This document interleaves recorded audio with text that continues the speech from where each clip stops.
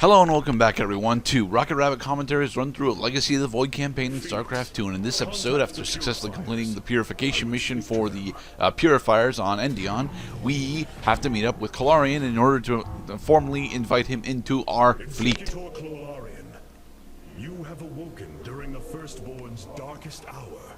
It's like 1 after midnight or some shit. The Purifiers are a mighty force that could turn the tide of this war. I ask you now to honor your sacred charge as Templar and fight beside your brethren as you did before. We have shiny new breastplates. Your oath. Different than the Conclave. Once again, you try to control us. That's not fair. We've not tried to do that at all. Make amends for our past failures. Don't look at me like that, bro. I am just a messenger. Phoenix, the one you are linked with. The Conclave feared your kind, but they are no more. Yeah, Zeratul helped us get rid of him. True Templar. I have seen it.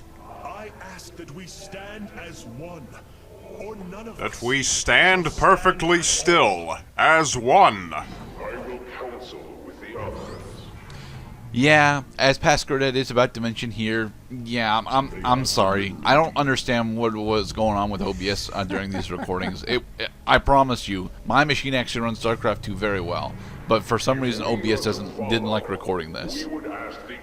It usually only happens in the cutscenes too, which is really weird. You would think it would actually have more problems with the gameplay elements, but it only happens in gameplay like a couple of times, whereas it happens pretty much every other cutscene.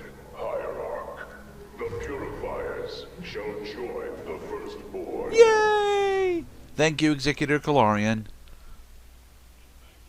And thank you, Phoenix, for being the world's most personalized phone device. You can review it in the solar core now.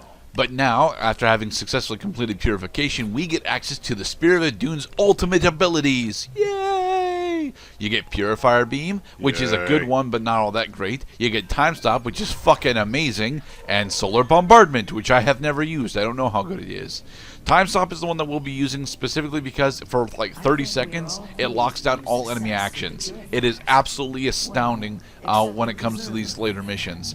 Thing is, you really only get to use the ultimate ability for the Spirit of Adune for like 4 missions. You get it for this one, and then, yeah, the Return to Ire, which is, yeah, a total of 4 missions. And hell, technically it's only 3 missions then. Yeah, this one and 2 others. Amon's forces are moving. It's time. I would imagine Time Stop would come in handy when your opponent has begun attacking, that it will give you time to analyze the situation and respond accordingly. But as Past Gerdat mentions here, we're going into Templar's charge in order to unlock the carrier at Revanskar, and goddamn, Past Gerdat and I do not like the carrier. They're effectively the same unit as they were in StarCraft 1 with a few smaller upgrades, but the upgrades aren't honestly all that noticeable. They're very good upgrades, mind you, but they're not very noticeable, you know? Dark Templar have tracked Mobius core to their base within the asteroid belt of Revanskar. Thank you, Vorazune. Karax, what do you know of their defenses? The asteroid field is highly volatile and guards the base's outer rim. The Spear of Adune will not be able to pass. Oh, come on. We've driven this thing through the void of Ulnar. We should be able to go through an asteroid field, right, Mr. Cloud? Set a course at once. Oh yeah, Has taken you away know, my armies. just pile it around. So shall I take R-Wing away style. his. Spirit of Adune is a bit too big for R-Wing style to actually function, but Use the boost to get through. yeah, like that. Ready our ships for assault. Hierarch, Mobius Core's vessels are not moving into attack position. That's odd.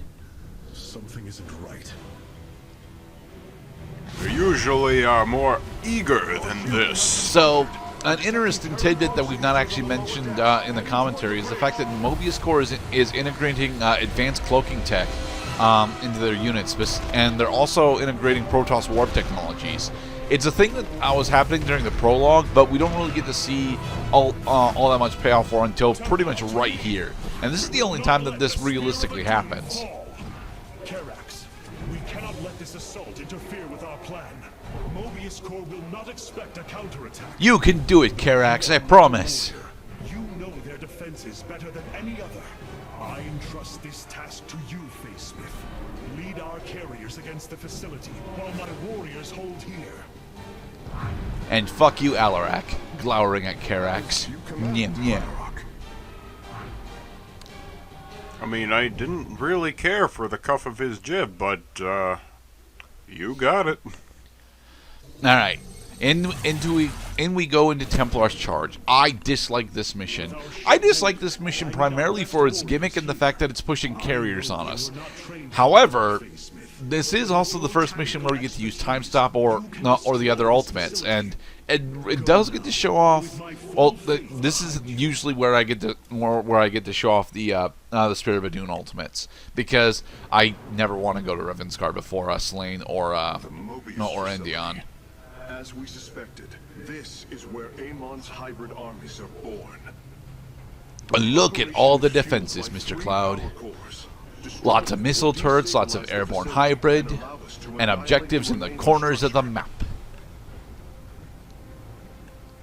And look at how low our starting mineral count is. It's fucking pitiful is what it is. What starting mineral count? Oh, right, the number of mineral fields from which we actually extract the minerals. One, we only get 6 fields, and 2, they're mostly gone already. I might have a chance. Alright, so, carriers. Carriers are the Protoss version of the capital ships that are akin to, effectively, Ultralisks and battlecruisers for the other two factions. This is both a very good and very bad thing. They've got similar resource counts as they do and similar build times, but they are significantly less specialized. And although you would think that this would make them a very good Protoss unit with their lack of specialization, it actually weakens them pretty significantly. Carriers are significantly more fragile than either battlecruisers or Ultralisks, and have a very bad tendency of not attacking at maximum range, which is something they objectively need to do in order to fucking survive. They are squishy, and they do not like being very squishy, but that is what they are. They function as capital ships. Their primary objective is to do supporting fire with their interceptors. Problem is, well, supporting carriers just means building better units around them, specifically Void Rays, because Void Rays are awesome. Let us proceed. The gimmick for this mission is that we are on this platform, and Karax will eventually figure out a way to hack into the Terran control console for this platform in order to allow us to shift it into other locations across the map. But this is what I mean. Our carriers should have been able to attack that missile turret outside of its primary engage range, because interceptor launch range is significantly farther than missile turret auto attack range. Yet they always end up going a bit closer than they need to in order to actually start fights. Thankfully, the Spirit of Doom helps us out quite a bit when it comes to these aerial and ground engagements that our carriers have to go through. This is a bonus objective, mind you, but again, we need all the Solarite that we can get in order to, well, successfully power the Spirit of Doom's ultimate ability. Not only the ultimate ability, but another ability that we want to get later on that will allow us to deploy Phoenix onto the battlefield. You need as much Solarite as you can muster in order to have Time Stop and deploy Phoenix active, as well as Warp and Reinforcements. You're never going to get all of the endgame abilities for the Spirit of Doom without taking out some of the support abilities alongside it. And the support abilities are really damn good. They're not great, but they're good. You get shield regeneration, you get build time, and starting supply numbers, all of which are very important for Protoss, as they spend more supply than others, take longer to build time, and their shields are their primary combat gimmick. I am over talking on the Cloud side. God damn it. I'm not too worried about it. I mean, there was a time when I also was talking too much. Well, I'm not saying that you're talking too much, because without your exposition, well, A lot of times I'm just at a loss because not only is StarCraft 2 objectively a more complex game than a lot of the games we do on Rocket Rabbit Commentaries, they're also introducing new shit on pretty much every single mission we do during these campaigns, during this 80-plus part campaign run we've been doing. Specifically during the campaign, a lot of the arcade and multiplayer stuff expects you to be well experienced enough on the game to where they're not allowed to introduce new stuff. Not allowed to. Well, yeah, with the exception All of the cards are on the StarCraft, table. StarCraft 2 didn't get any new units. Well, yeah. That's not fair, to be perfectly honest. I think going into StarCraft 2, Zerg got the Roach unit, and Terran got Marauder, and Protoss got Stalker, which are effectively retrains / variations of older units. Zerg also lost the Defiler, which I'm actually okay with. The Defiler was a spellcaster that I'm not particularly comfortable with. But yes, as Past Gerdat mentions here, this map is absolutely littered with mineral and Vespane pickups that you kind of actually need in order to get your starting force going. You can clear this mission with 10 1/1 carriers. I have done it before. It's not comfortable though, and even though it is definitely doable, I don't recommend doing it because 10 1/1 carriers requires, let's see, you start with 3, so you need to build 7, like 1,500 Vespane. And getting 1,500 Vespane usually requires you mining out all the Vespane in like three of the areas. So you're still going to have to push out with at least some kind of force in order to scout out into the other base areas. No, but you'll notice that we're officially out of minerals and Vespane here once we pick up these pallets. Now, the reason why we built an Annihilator is rather explicitly because the starfighters that we have access to are the Corsair, the Phoenix, and the Mirage, and they're all anti-air units. But since we're going against the Terran, they have the tendency of throwing Vikings at us, and the Corsair has the ability to actually shut off the Viking entirely with a disruption web. So that's why we're running the Corsair over the Phoenix, because the Phoenix up, and the Mirage, which I've never used. One of these days, I'm going to use the Mirage just to try the fucker out. But one of the reasons why I have never actually used the Mirage is because you get it so goddamn late.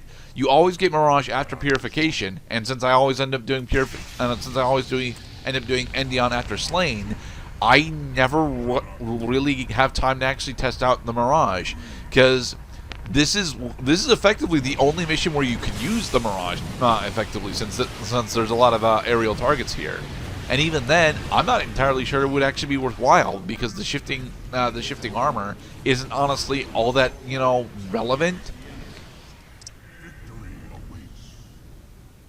We have enough for a time stop, Mr. Cloud.